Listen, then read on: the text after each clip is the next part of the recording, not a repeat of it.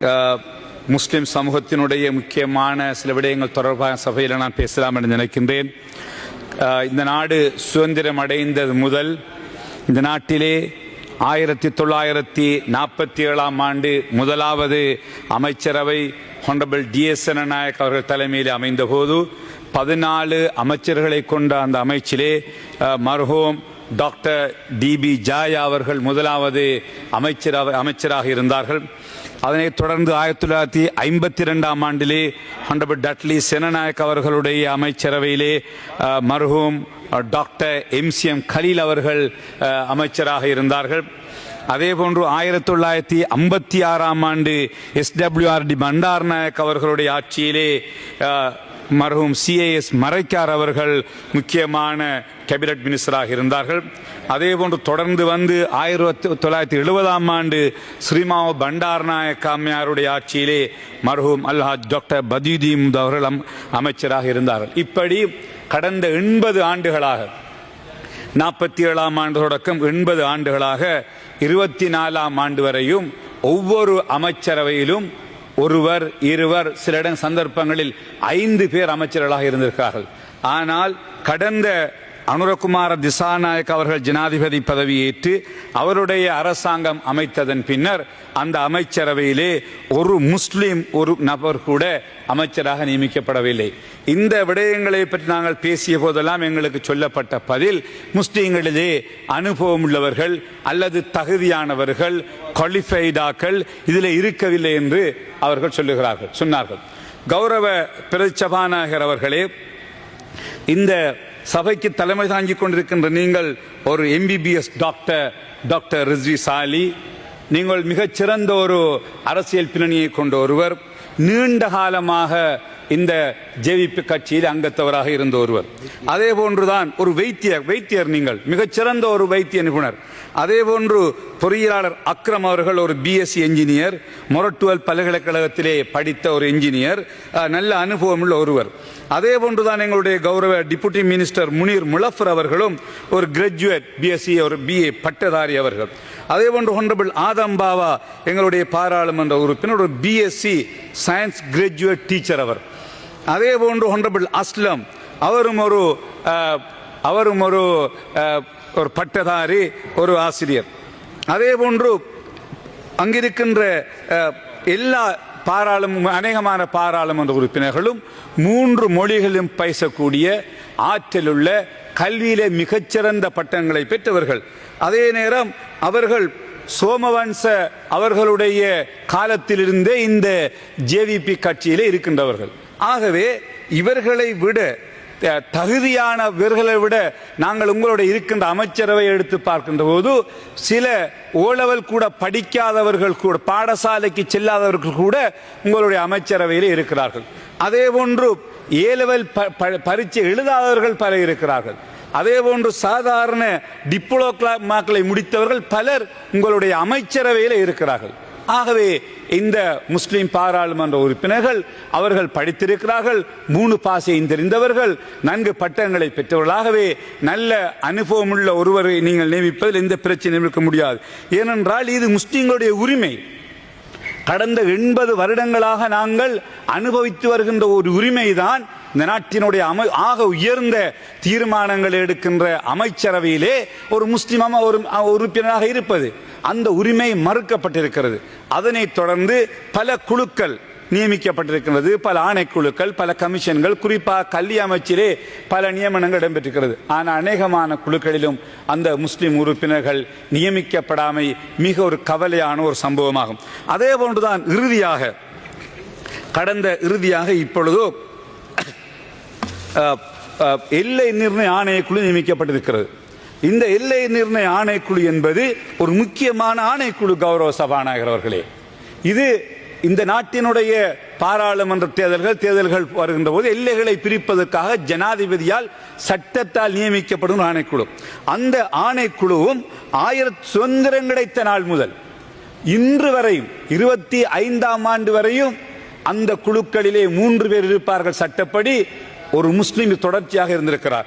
1959ஆம் ஆண்டு governor general நியமிக்கின்ற போது MA Sattar Marakkar என்கின்ற ஒருவர் அந்த குழுவிலே இருக்கிறார். 3 பேரிலே 1974ஆம் ஆண்டு ஷாகுல் ஹமீத் முகமது ஜுபைர் என்பவர் அன்று ஜனாதிபதியால் நியமிக்கப்பட்டு அந்த குழுவிலே இருக்கிறார்.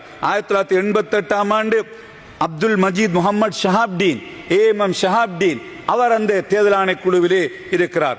அதனைத் தொடர்ந்து கடைசியாக இருந்த குழுவிலே முன்னாள் செயலாளர் ஷேக் அமீர் அவர்கள் இருக்கிறார். இப்படி 80 ஆண்டுகளாக இந்த நாட்டினுடைய நான் இந்த முழு தகவல்களையும் நான் இந்த சபையிலே ஒப்படைக்கின்றேன். கௌரவ சபாநாயகர் அவர்களே, இந்த யார் இந்த குழு எப்பொழுது நியமனம் எல்லாம் என்னிடத்திலே இருக்கிறது.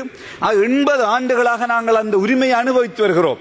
அந்த எல்லை நிர்ணய ஆணைக்குழுவிலே ஒரு முஸ்லிம் ஒருவர் தொடர்ச்சியாக நியமிக்கப்பட்டு வந்திருக்கிறார். ஆனால் இந்த ஆட்சியில் மட்டும் ஜனாதிபதி அவர்கள் 3 பேரை நியமித்த போது 2 சிங்கள சகோதரர்களையும் ஒரு தமிழ் சகோதரர் நியமித்திருக்கிறார். ஒரு முஸ்லிம் அந்த முதல் தடவையாக ஒரு முஸ்லிம் நியமிக்கப்படாமல் வேறு இனத்தைச் சேர்ந்த இடத்துக்கு நியமிக்கப்பட்டிருக்கிறார். அது தொடர்பிலே நான் நேற்று முன்தினம் பாராளுமன்றத்திலே கேள்வி எழுப்பிய போது கௌரவ பிரதம அமைச்சர் அவர்கள் தி குவாலிஃபைட் பர்சன்ஸ் இல்லை, தொழில்நுட்பம் தொடர்பான ஆட்கள் இல்லை, ஆகவேதான் அவர்களை நாங்கள் நியமிக்கவில்லை என்று அவர் சொன்னது மிகவும் கவலையாக இருக்கிறது. ஏனென்றால் இந்த செய்திகளை வெளியிலே கேட்பவர்கள் அமைச்சரவையில் இருப்பதற்கு முஸ்லிம்களுக்கு தகுதி இல்லை, இந்த எல்லை நிர்ணய ஆணைக்குழுவிலே இருப்பதற்கு முஸ்லிம்களுக்கு தகுதி இல்லை என்ற ஒரு பிழையான செய்தியை கொடுக்கும் கௌரவ சபாநாயகர் அவர்களே. உண்மையிலேயே தேர்தல் திணைக்களத்திலே வேலை செய்கின்ற மிக சிரேஷ்ட உத்தியோகத்தர்கள் வேலை செய்தவர்கள் முஸ்லிம்கள் இருக்கிறார்கள். அதே போன்று ஜியோகிராபி அந்த புவியியல் துறையிலே, ஏனென்றால் புவியியல் துறையைச் சேர்ந்த ஒருவர் நியமிக்கப்பட வேண்டும்.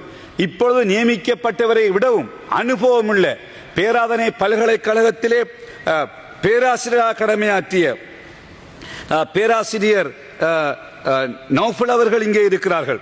அவர் ஒரு மேப்பிங்லே இலங்கையிலே one of the expert, digital மேப்பிங்லே அவர் செய்த ஒருவர், பேராதனை பல்கலைக்கழகத்துடைய சிறந்த ஒரு பேராசிரியர், அப்படியானவர் இருக்கிறார்.